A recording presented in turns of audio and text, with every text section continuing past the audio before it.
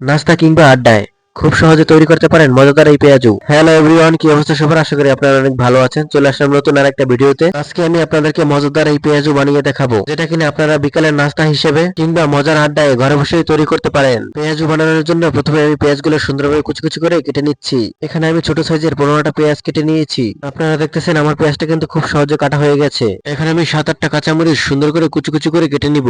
মরিচগুলো আমার সুন্দরভাবে কাটা হয়ে গেছে। এখন আমি আগে থেকে 200 গ্রামের মতো মসুর ডাল ভিজিয়ে রেখেছিলাম, সেটাকে এখন বেটে নিব। ডালটা এমন ভাবে বাটতে হবে যেন বেশি বাটাও না হয় এবং যেন কম বাটাও না হয়। আপনারা দেখতেছেন আমার ডালটা কিন্তু সুন্দরভাবে বাটা হয়ে গেছে। এখন আমি আগে থেকে কাটা মরিচ এবং পেঁয়াজ ডালের মধ্যে দিয়ে দিব। এর মধ্যে আমি 2 মুঠ পরিমাণ বেসন অ্যাড করে দিব। এরপরে স্বাদ মতো লবণ এবং হাফ চামচ হলুদের গুঁড়ো দিয়ে দিব। এর সাথে হাফ চামচ জিরা এবং 1 চামচ ধনিয়ার গুঁড়ো দিয়ে দিব। আপনারা যদি ঝাল বেশি খান তাহলে এর সাথে আপনারা মরিচের গুঁড়ো অ্যাড করতে পারেন।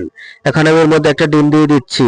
আমার সবকিছু দেওয়া শেষ। এখন আমি সব উপাদানগুলো হাত দিয়ে মিশিয়ে নিব। এটাকে সুন্দরভাবে মিশাতে হবে। আপনারা দেখতেছেন যে আমি হাত দিয়ে কিন্তু সুন্দরভাবে মিশিয়ে নিচ্ছি। আমার সবকিছু সুন্দরভাবে মিশানো হয়ে গেছে। এখন আমি 10 মিনিটের জন্য এটা রেখে দিব। এখন আমি পেঁয়াজগুলো ভাজবো। পেঁয়াজ ভাজার জন্য চুলার উপরে আমি একটা কড়াই দিয়ে দিয়েছি। কড়াইটা গরম হয়ে গেলে এর মধ্যে আমি তেল দিয়ে দিব। তেলটা গরম হয়ে আসলে আমি হাত দিয়ে কড়াইয়ের মধ্যে এক এক করে পেঁয়াজগুলো ছেড়ে দিব।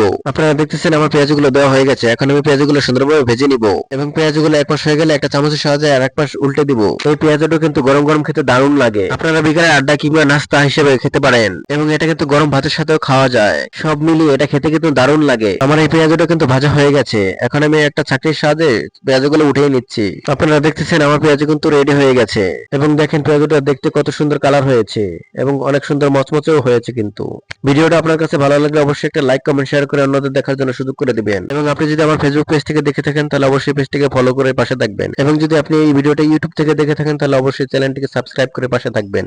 আপনারা যারা এত সময় ধৈর্য ধরে ভিডিওটা দেখছেন তাদেরকে অসংখ্য ধন্যবাদ। ভালো থাকবেন, সুস্থ থাকবেন। ধন্যবাদ সবাইকে।